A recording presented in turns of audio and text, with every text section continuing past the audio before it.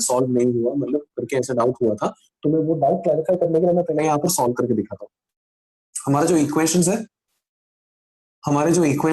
वो इक्वेशन है x is equal to a cos omega t,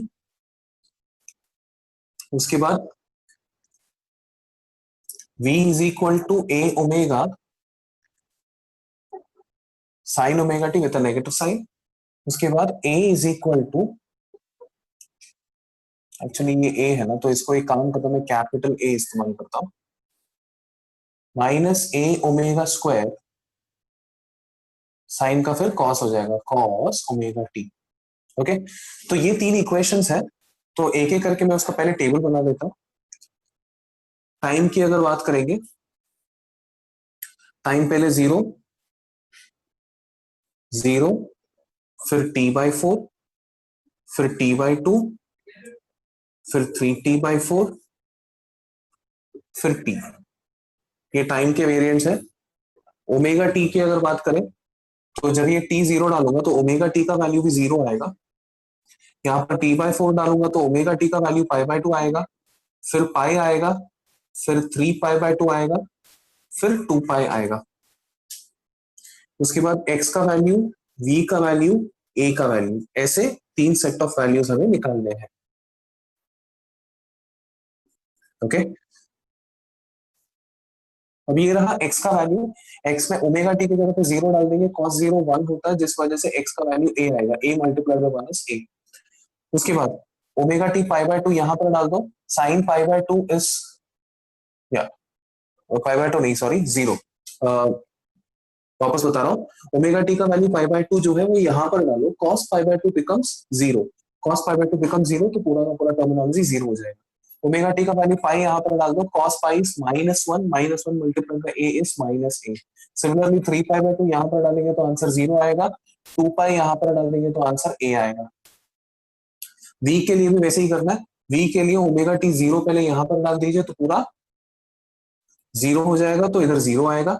then v के लिए ओमेगा टी का वैल्यू π/2 यहां पर डाल दीजिए, साइन π/2 1 होता है, माइनस a ओमेगा इंटू 1 हो जाएगा, माइनस a ओमेगा।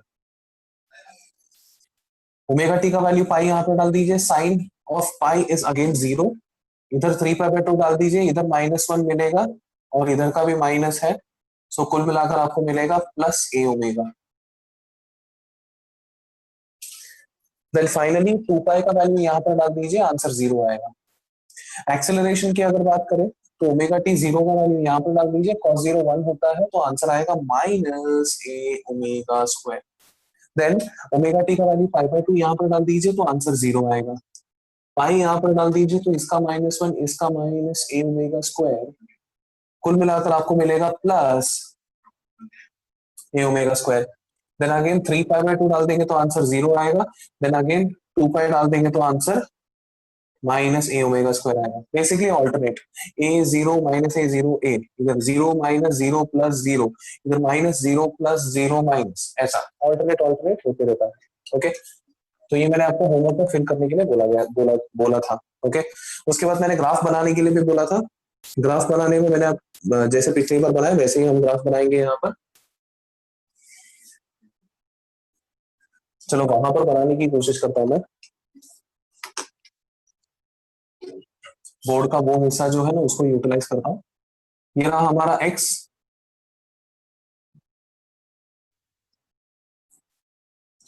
ये है x।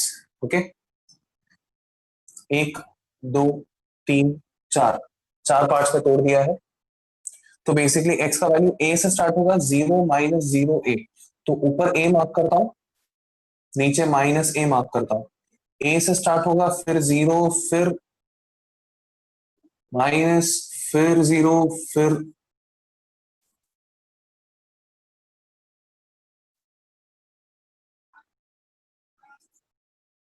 फिर ये a हो जाएगा।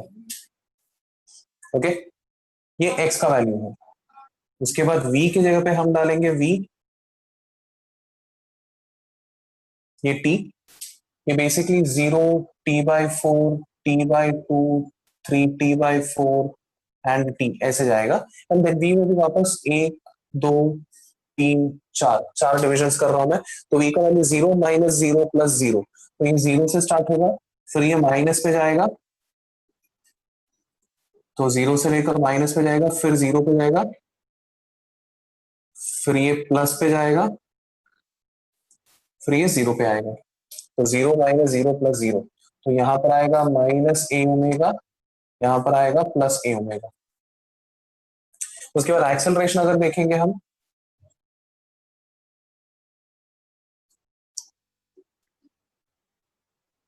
-0 माइनस प्लस माइनस, ये माइनस से स्टार्ट होगा, this is minus A omega square, this is a omega square. तो -0 प्लस 0 माइनस, तो माइनस से स्टार्ट होती है, 1 2 3 4, माइनस फिर 0, देन उसके बाद प्लस फिर 0, देन उसके बाद माइनस। तो इस तरह ग्राफ ट्रैवल करती है। तो ये ग्राफ्स होंगे displacement, velocity and acceleration when the oscillation is starting from the extreme position. तो जिसका भी अगर पेंडिंग होगा तो जल्दी से इसको नोट डाउन कर लीजिए, मैं 1 मिनट का टाइम देता हूँ। अगर दो वेव्स एक ही पर्टिकुलर पॉइंट पे आती है एंड उसका कुछ ना कुछ तो रिजल्टेंट फॉर्म होती है, तो वो रिजल्टेंट कैसे फॉर्म होगा? अब सी, वेव्स मींस अपना ऑसिलेशन। फॉर एग्जांपल एक एक स्प्रिंग, एक समझ लीजिए एक स्ट्रिंग है, स्ट्रिंग को मैंने एक तरफ से ऑसिलेट किया और दूसरे तरफ से भी ऑसिलेट किया, तो इसके कॉम्बिनेशन में एक सर्टेन ऑसिलेशन होगा। अब वो सर्टेन ऑसिलेशन कैसे होगा उसके बारे में देखते हैं। ओके, तो मान लेते हैं कि सो रिजल्टेंट हम निकालने वाले हैं, रिजल्टेंट ऑफ 2 SHMs। सो दो सिंपल हार्मोनिक मोशंस अगर कंबाइन होंगे तो उसका रिजल्टेंट कैसे आएगा वो देखना है। So let me consider first one as y1 is equal to, उसका कुछ ना कुछ तो एम्पलीट्यूड होगा a1 sine omega T plus φ1, तो उसका फेज मान लीजिए φ1 है। अब यहां पर हम क्या अज्यूम कर रहे हैं, इन ओमेगा दोनों का सेम है, मतलब यहां पर सेकंड वन अगर देखेंगे, so a2 sine omega T plus φ2। तो यहां पर मैं क्या बोलने की कोशिश कर रहा हूं, पहले और दूसरे का दोनों का ओमेगा सेम है। ओमेगा सेम का मतलब क्या होता है, दोनों का टाइम पीरियड सेम होगा। Okay, 2 SHMs of same period. Okay, अब इन दोनों को कंबाइन करना है हमें, तो resultant wave, the resultant wave can be expressed as y is equal to y1 plus y2। y1 और y2 के कॉम्बिनेशन की तरह हम इसको एक्सप्रेस कर सकते हैं।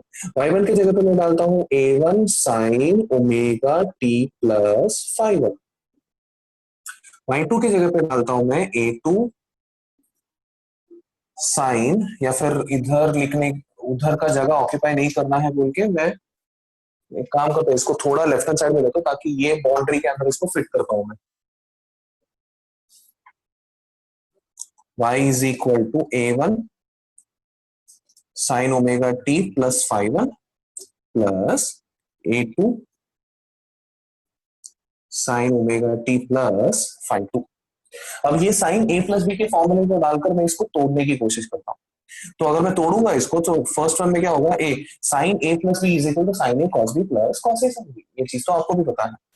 तो sine omega T cos φ1 plus a1 उसके साथ भी मल्टीप्लाई हो जाएगा, a1 cos omega t sign φ1। ये बेसिक फॉर्मूला तो हम लोग ने स्कूल लेवल में देखा है। उसके बाद a2 का सेम स्टोरी, a2 के लिए a2 sine omega T cos φ2 plus cos omega T multiplied by sine φ2। Okay, तो ये पूरा का पूरा एक्सप्रेशन इस तरह बन जाता है। अब इसमें से कोई कोई ना कोई हम लोग कॉमन निकाल सकते हैं। एक काम करते हैं, इन दोनों के पास साइन ओमेगा टी कॉमन है तो उठा लेते हैं, इन दोनों के पास कॉस ओमेगा टी कॉमन है तो उसको उठा लेते हैं, तो उसके हिसाब से हम फॉर्म करते हैं। So this will give me sign omega T को अगर मैंने कॉमन लिया तो अंदर बचेगा A1 cos phi 1 plus A2 cos phi 2 plus, देखोगे इन दोनों में से cos ओमेगा टी कॉमन निकालता हूं, cos omega T will be multiplied by A1 sin phi 1 A2 sin phi 2, A1 sin phi 1 plus A2 sin phi 2, ऐसे मैं लिख सकता हूं। ओके, अब एक काम करता हूं, सी ये पूरा cos के टर्म्स है और ये पूरा sin के टर्म्स है, मैं अज्यूम करता हूं लेट ये पूरा ब्रैकेट दैट इज A1, मैं बोलूंगा late A1 cos phi 1 plus A2 cos phi 2 be equal to R cos maybe theta, ऐसे रैंडमली थीटा करके बोल देता हूँ। So it's another angle now, it's a different angle, it's not phi, phi अलग है और थीटा अलग है। सिमिलरली यहां पर भी साइन के terms A1 sin phi 1 plus A2 sin phi 2, उसको मैं लिखता हूं, उसको मैं थोड़ा और इधर ले लेता हूं। सिमिलरली, या फिर सिमिलरली करके बोलने की जरूरत नहीं, डायरेक्टली लिख सकता हूं A1 sin phi 1 plus A2 sin phi 2 will be equal to R sin theta। Okay, अब ये इधर सब्स्टिट्यूट करता हूं इन दोनों के इधर, तो y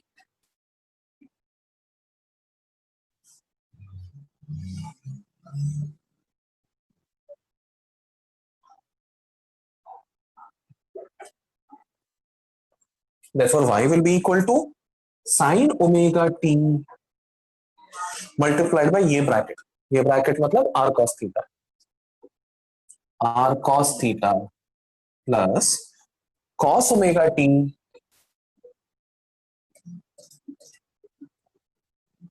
cos omega t r sin theta. ऐसे अगर मैं देखूंगा तो मैं इसको एक और तरीके से सोच सकता हूं, ये r को अगर मैंने ब्रैकेट के बाहर निकाल दिया तो sin omega t cos theta plus cos omega t sin theta, इन दोनों को मैं बोल सकता हूं r multiplied by sin, sin a cos b plus cos a sin b gives you sin a plus b, that is omega t plus theta. So अगर हम एक पर्टिकुलर पॉइंट पर दो एसएचएम्स को कंबाइन करने की कोशिश करेंगे, this is first SHM, this is second SHM, इन दोनों को कंबाइन करने की कोशिश करेंगे तो हमारा जो रिजल्टेंट एक्सप्रेशन होगा, रिजल्टेंट वेव जो होगा, उसको मैं इस तरह एक्सप्रेस कर सकता हूं। अब यहाँ पर एक सवाल उठता है कि ठीक है ये सारे टर्म्स तो मैं समझ गया, फाइव वन क्या है, ए इज पहले वाले का एम्पलीट्यूड, फाइव वन इज पहले वाले का phase, A two is second का एम्पलीट्यूड, फाइव टू सेकंड वाले का फेज। सिमिलरली अगर देखेंगे तो आर इज रिजल्टेंट का amplitude and theta is resultant का फेज, ये सब समझ गए। अब सवाल ये होता है कि आर का एक्सप्रेशन क्या है, what is the relation between R and A. यहां पर ये एक रिलेशन से हम लोग निकाल सकते हैं या फिर ये एक रिलेशन से भी निकाल सकते हैं, लेकिन यहां पर थीटा और आर का कंबाइंड फॉर्मेट दिया है जहां पर रिलेशन दिखाया गया है in terms of A1 and A2। अब अगर आप चाहते हो कि थीटा का अलग सा, मतलब विदाउट आर थीटा का अकेले का एक्सप्रेशन निकालना है, मतलब आर को उड़ाकर थीटा का एक्सप्रेशन निकालना है तो भी हम निकाल सकते हैं, थीटा को उड़ाकर आर का एक्सप्रेशन निकालना तो भी हम निकाल सकते हैं। कैसे निकालेंगे, बेसिकली थीटा को उड़ाना है तो स्क्वायरिंग एंड एडिंग कर देंगे तो थीटा उड़ जाएगा, आर का एक्सप्रेशन आ जाएगा। थीटा का एक्सप्रेशन चाहिए, आर को उड़ाना है, दोनों को डिवाइड कर दो तो थीटा का एक्सप्रेशन आ जाएगा। उसके लिए मुझे थोड़ा स्पेस कम पड़ रहा है, इसी वजह से मैं बोलूंगा पहले आप इसको इतना नोट डाउन कर लो, उसके बाद मैं आगे का बताऊंगा आपको कैसे करना है करके।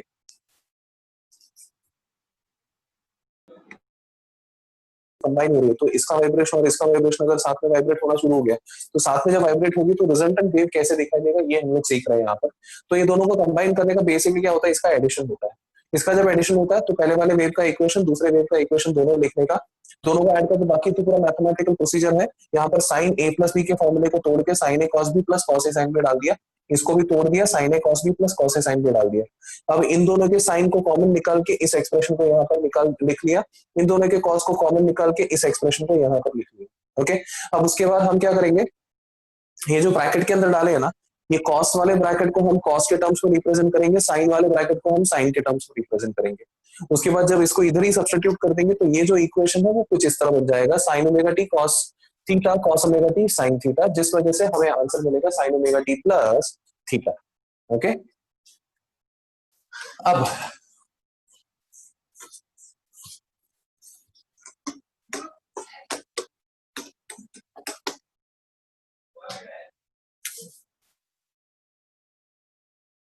हमें इतना मिल चुका है। Okay, that is y is equal to, मैं ऊपर वाला जस्ट रख रहा हूँ आपके रेफरेंस के लिए, बट उसको अभी कंटिन्यूस में जब लिखोगे ना, वापस इसको लिखने की जरूरत नहीं है, ये लाइन के नीचे से आप लिखोगे काफी हो जाएगा।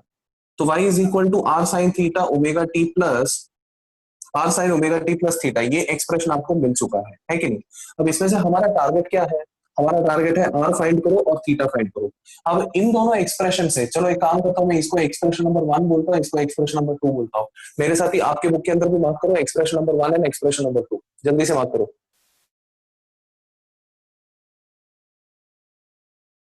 ओके, आई बिलीव आप लोग ने मार्क कर दिया होगा। अब इक्वेशन 1 और 2 में से अगर आर निकालना है आपको, तो आप बेसिकली थीटा को उड़ाना पड़ेगा। थीटा को उड़ाने के लिए बहुत ही सिंपल सा तरीका मैं आपको बताता हूँ, आप सिर्फ दोनों इक्वेशन को स्क्वायर करके ऐड कर दो। That is let 1 and 2 be squared and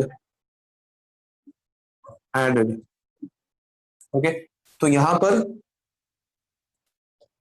a1 cos phi 1 plus a2 cos phi 2, ये आएगा होल स्क्वायर में, क्योंकि स्क्वायर कर रहे हैं हम लोग, प्लस स्क्वायर करके ऐड भी तो करना है ना, तो प्लस यहाँ पर दूसरा वाला लिखता हूं मैं। आई बिलीव दूसरा वाला कंटिन्यूस में लिखने के लिए जगह कम पड़ जाएगा, मैं काम करता हूँ थोड़ा और साइड में से चालू करता हूँ।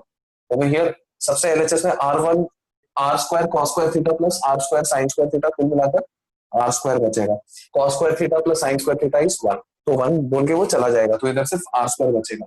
अब यहाँ पर ये पूरा का पूरा that is a1 cos phi 1 plus a2 cos phi 2 whole square plus a1 sin phi 1 plus a2 sin phi 2 whole square. अब क्या करना है, होल स्क्वायर का फॉर्मूला डालना है आपको, that is a1 square cos square phi 1 plus इसका आएगा या a2 square cos square phi 2 plus 2a1 a2, इन दोनों का cos phi 1 cos phi 2 cos phi 2, ये पहले वाले को जब मैंने तोड़ दिया that is a square plus b square plus 2ab, ऐसे मैंने लिख लिया। ओके, प्लस अभी दूसरे वाले को तोड़ रहा हूं, बस cos के जगह पे साइन आएगा, बाकी सब तो सेम ही है। a1 square sine square phi 1 plus a2 square sine square phi 2 plus 2a1 a2 sine phi 1 multiplied by cos phi 2, sorry cos नहीं है ना भाई, यहाँ पर साइन आएगा, साइन phi 2, ये मिल गया। अब आपको क्या करना है, यहाँ पर इधर देखेंगे तो a1 स्क्वायर को कॉमन निकालेंगे, तो इन दोनों में क्या बचेगा, cos square theta plus sine square theta, cos square phi 1 plus sine square phi 1, cos square phi 1 plus sine square phi 1 is going to be 1, so यहाँ पर आएगा सिर्फ और सिर्फ a1 square. Okay, similarly in दोनों में से अगर a2 स्क्वायर को कॉमन निकाला, तो इन दोनों के बीच में भी cos square phi 2 plus sine square phi 2 आएगा, जिसका आंसर होगा 1, ये होगा a2 स्क्वायर। इन दोनों में से 2a1 a2 अगर कॉमन निकाला, 2a1 a2, it will be cos theta cos phi 1 cos phi 2 plus sin phi 1 sin phi 2, ये आएगा हमारे trigonometric formula cos sorry phi 1 minus phi 2 का फॉर्मूला, ये बन जाएगा हमारा आर स्क्वायर का एक्सप्रेशन। अब आपको सिर्फ एक ही काम करना है, ये जो स्क्वायर है ना, ये स्क्वायर को दूसरी तरफ लेके जाना, therefore I will say r will be equal to square root of a1 square plus a2 square plus 2a1 a2 cos phi 1 minus phi 2, बात खत्म। ये है आपका answer. I hope we are clear. ये सिर्फ लेकिन रिजल्टेंट का magnitude ही हुआ है। अभी रिजल्टेंट का जैसे मैग्नीट्यूड निकाला, वैसे ही ये फेज एंगल भी अगर आपको निकालना है, तो इन्हीं दो इक्वेशन को डिवाइड करना है आपको। अब डिवाइड करके क्या मिलेगा देखते हैं। तो इक्वेशन नंबर 2 में साइन था, अगर आप देखेंगे आपके बुक के अंदर आपने लिखा है, तो एलएचएस में एक आएगा r sine theta upon r cos theta, and RHS में आएगा A1 sine five one plus A2 sine five two upon A1 cos five one plus A2 cos five two. Okay, तो इसमें साइन आर और r तो cancel हो जाएगा, sine upon cos tan हो जाएगा। टैन थीटा का टैन उस तरफ लेके जाओ तो हमारे पास आंसर बचेगा theta is equal to tan inverse A1 sine five one plus A2 sine five two upon A1 cos five one plus A2 cos five two. ये है तुम्हारे एंगल का एक्सप्रेशन। तो इसका मतलब ये होता है कि जब भी हम दो क्या बोलते हैं उसको, दो एसएचएम्स को कंबाइन करने की कोशिश करते हैं जिनके इंडिविजुअल एक्सप्रेशंस ऐसे हैं, तो हमारे रिजल्टेंट एक्सप्रेशन कुछ इस तरह दिखती है, जिसमें आर का एक्सप्रेशन ये रहा आपके सामने, एंड उसके बाद थीटा का एक्सप्रेशन ये रहा आपके सामने। Okay, so I believe I am clear. मैं काम करता हूँ। ओके ओके ओके, बढ़िया। तो मैं ये बोल रहा था कि स्पेशल केसेस सीख रहे थे हम लोग। पहले वाले को फर्स्ट फेज बोलते हैं, दूसरे वाले को सेकंड फेज बोलते हैं, और हमारे फॉर्मूले में जो five one minus five two होता है उन दोनों के बीच का डिफरेंस होता है, तो उसको हम बुला सकते हैं फेज डिफरेंस।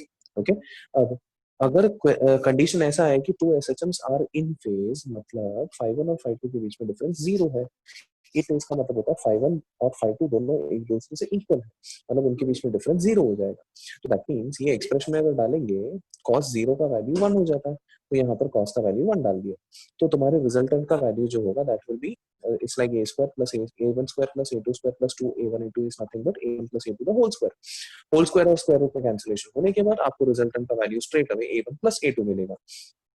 इन शॉर्ट ये लोग ये बता रहे हैं कि अगर फेज डिफरेंस जीरो है या फिर सेम फेज में है तो resultant will be a one plus A two. अब दूसरा कंडीशन क्या हो सकता है, सेम फेज के अलावा ऑपोजिट फेज भी हो सकते हैं। ऑपोजिट फेज मतलब यहाँ पर that is out of phase, out of phase मतलब 180। तो आपको कॉस की जगह पे क्या डालना है, अपना theta one minus sorry five one minus five two की जगह पे 180 डालना है। कॉस 180 जो होती है माइनस वन होती है, माइनस साइन यहाँ पर डाल देंगे तो ये A one minus A two the whole square का वैल्यू बनता है, तो इसी वजह से आर का वैल्यू हो जाएगा A one minus A two. Okay, अब तीसरा केस क्या है, अगर उन दोनों के बीच में एंगल 90 है तो एंगल को 90 डाल देंगे तो cos ऑफ 90 इज जीरो, जिस वजह से यहाँ पर बचेगा सिर्फ root of a one square plus A two square. तो ये तीन स्पेशल केसेस आपको ध्यान में रखने हैं। So I am requesting you guys to please make a note of it.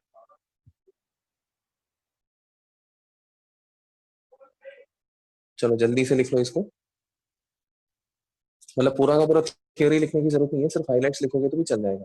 देखिए हाँ, ये स्पेशल केस नंबर वन बोल के in two S H Ms are in phase, ये हेडिंग लिखना पड़ेगा।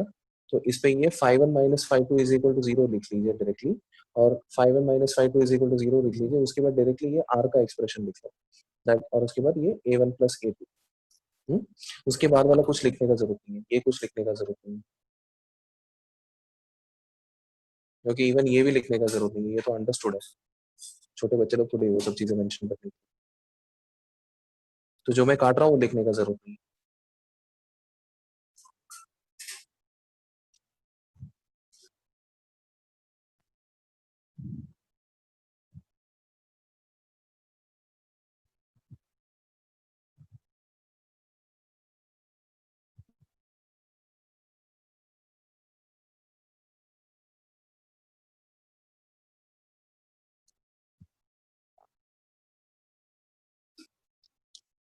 लिख लिया सभी ने?